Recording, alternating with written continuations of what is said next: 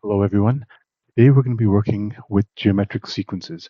The question we're going to be trying to do is deals with this geometric sequence that you see on the screen right now. It starts with the number 3, and then we keep multiplying it by 2 to get 6, multiply by 2 again to get 12, and then we keep multiplying it by 2 over and over again forever to get the future terms of this uh, sequence. What this question is asking us, what this question is saying, is that at some point in the future, there will be the term 1536. That term is going to appear at some point in the future in this sequence. And what we're asked to do is to find the position of that term. For example, what I mean by position is this number 3, the first term of the sequence, that's position number 1.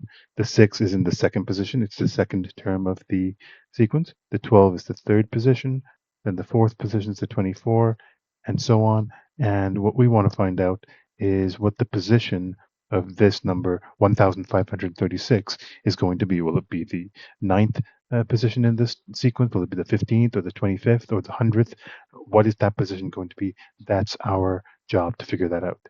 In order to figure that out, we need the standard geometric sequence formula, which I'm going to write out right now in red. And here it is. It's Tn equals A times R to the power of n minus 1. That's the formula. Let me explain what each of the letters in this sequence means. The A is the first term, and that's easy to remember because A is the first letter of the alphabet, and it's the letter used to represent the first term of the sequence. The R stands for common ratio, which is just a fancy way of saying common means the same for all, and ratio is a number that means a word that means any number divided by another number. So if you divide the 96 in this term by the previous term 48, 96 divided by 48 is 2. That's the ratio. And you can do that with any two numbers. The 24 divided by 12, 24 divided by its previous term is also 2. 12 divided by 6 also gives you 2. Any term in the sequence divided by its previous term will always give you the number 2, and that's why R is the common ratio. R in this case is 2. The other two letters in this equation are N and Tn. A lot of people get confused between these two positions, these two letters. Make sure you don't get confused. N, as I mentioned before, is the position of a term.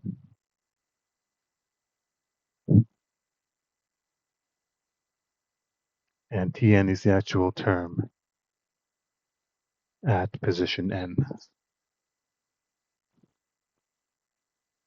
So if N, for example, was 5, so if it was T5, T5 would mean the fifth term, and in this case, the fifth term is the number 48. Let me now write down what each of the letters are for this particular question. I'll write them over here. The A in this question, as we mentioned before, the first term is 3. R, the common ratio, is 2, because 2 is the number that you multiply any term by to get the next term. The N, the position of the term 1536, that's the thing we don't know. And so that's why I'm going to put a empty rectangle there, an empty box, to remind ourselves that's the thing we're looking for. And Tn, the term, is 1536. So we're going to tell this this formula, we want to find what position the term 1536 will be at in a geometric sequence that begins with 3 and has a common ratio of 2. Let me write the formula out again.